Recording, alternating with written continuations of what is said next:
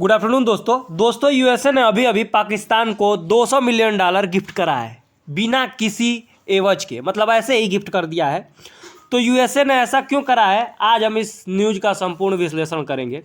USA ने पाकिस्तान को $200 million दिए हैं। उनसे पूछा गया कि आपने ऐसा क्यों कहा है, तो उन्होंने कहा है कि उन्होंने यह पैसा जेंडर इक्वलिटी प्रोग्राम के लिए दिया है। मतलब यूएसए चाहता है कि वहाँ की स्थिति महिलाओं और पुरुषों में जो अंतर है वह अधिक से अधिक कम हो जाए।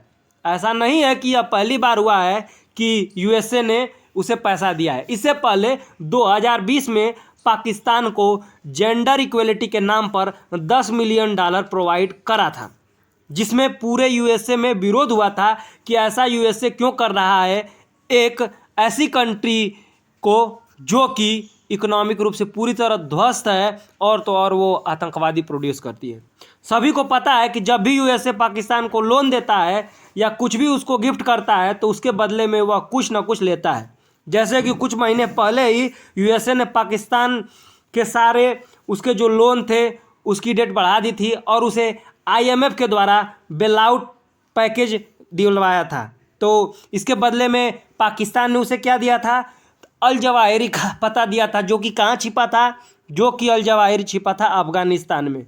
तो यूएसए ने फिर से पाकिस्तान की मदद की है और उसे $200 मिलियन दिया है। तो विशेषज्ञों का ऐसा मानना है कि यूएसए तो भाई साहब ऐसे कर नहीं रहा है, इसके पीछे यूएसए का बहुत बड़ा मकसद हो सकता है। ऐसा हो सकता है कि यूएसए इसलिए कर रहा हो ताकि जो इमरान खान की सरकार है वह फिर से सत्ता में ना आ सके, क्योंकि आप सभी को पता है कि इमरान खान का जो झुकाव था वो रसिया की तरफ कुछ ज़्यादा ही था यूएसए से अधिक, जिसके कारण यूएसए को यह पसंद नहीं आया और उनकी सरकार गिराने में यूएसए का भी बहुत बड़ा हाथ था। जब यूएसए ने 2020 में $10 मिलियन का फंड दिया था तो उस फंड का क्या हुआ यह किसी को भी पता नहीं है। तो इस बार तो यूएसए ने उससे 20 गुना ज़्यादा लोन दिया है। जब यह बात यूएसए के सीनेटर से पूछी गई तो उसने कहा कि जितने भी इस्लामिक कंट्री है वहाँ पर लड़की और महिलाओं के हालात सही नहीं है, क्योंकि वहाँ पर सबसे ज़्यादा शरिया कानून का पालन होता है। वहाँ पर धर्म के नाम पर उनके साथ दुर्व्यवहार होता है, उनके रेप किए जाते हैं,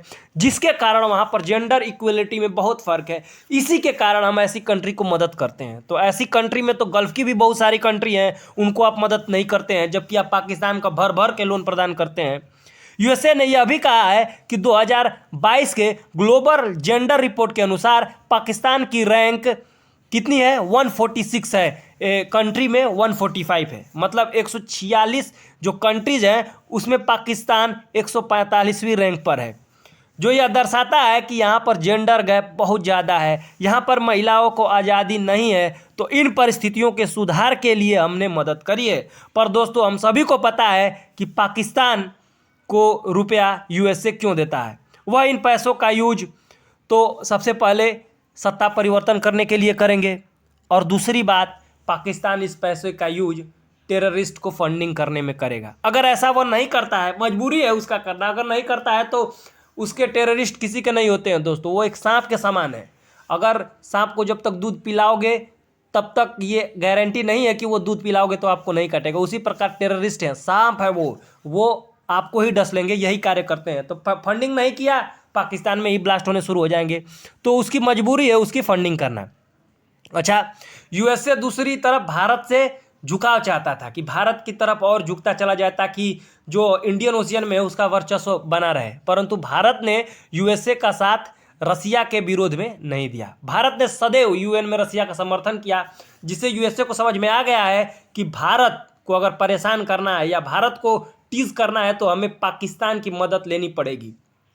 तो इसी कारण से वह क्या कर रहा है, भारत को टीज करने के लिए लोन देता जा रहा है, उसे विमान प्रदान कर रहे हैं, ड्रोन प्रदान कर रहे हैं, ताकि भारत जो है वो रसिया से झुककर हमारी तरफ आ जाए। परंतु भारत का स्टैंड साफ है, वह पूरी तरह से रसिया के साथ खड़ा है।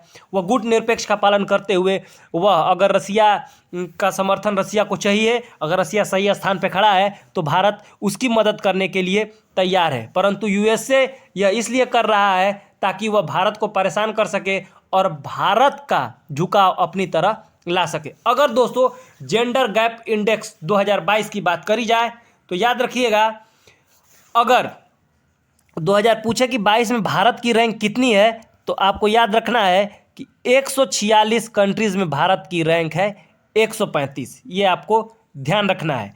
और 2021 में भारत की रैंक कितनी थी, तो 156 देशों में 140वीं रैंक थी। ये आपको दोनों पॉइंट याद रखना है। और पूछेगा कि जेंडर गैप इंडेक्स कौन जारी करता है, तो WEF वर्ल्ड इकोनॉमिक फोरम द्वारा इसको जारी किया जाता है। तो आपको याद रखिएगा कि जेंडर गैप इंडेक्स 2022 में भारत की रैंक कितनी है, तो 146 कंट्री में 135 है। जारी करता है WEF वर्ल्ड इकोनॉमिक फोरम। 2021 में भारत की रैंक 156 देशों में 140 थी। होप करता हूं दोस्तों ये आपको विश्लेषण अच्छा लगा हो।